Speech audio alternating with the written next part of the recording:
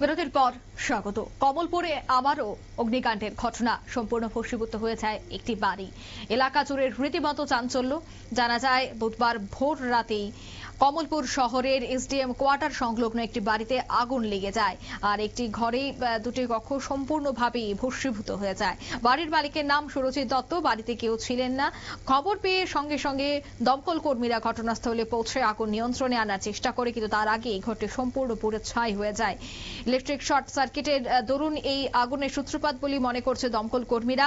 আশপাশের লোকজন আগুন দেখে চিৎকার চেঁচামেচি করলে লোকজন ছুটে আসে। যদিও জানা গেছে এই পুরো অগ্নিকাণ্ডে ক্ষয়ক্ষতির পরিমাণ কয়েক লক্ষ টাকা হবে। তবে সে বিষয়ে কি বলছেন দমকল কর্মীরা শোনাচ্ছি। আগুনটা কোন জায়গাতে লেগেছে? আগুনটা লাগছে কমলপুর দিঘির পাড়া আর কি, পুবপাড়া ঘরটারে। আনুমানিক কয়টা নাগাদ আগুনটা লেগেছে?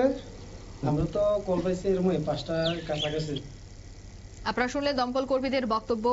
আজ সকাল 5টা নাগাদ দমকল কর্মীদের কাছে খবর আসে, তারপরে তারা তড়িঘড়ি ঘটনাস্থলে উপস্থিত হয়ে আগুন নিয়ন্ত্রণে আনে। নিয়ে নিচ্ছে ছোট্ট একটি বিজ্ঞাপন বিরতি, সঙ্গে থাকুন।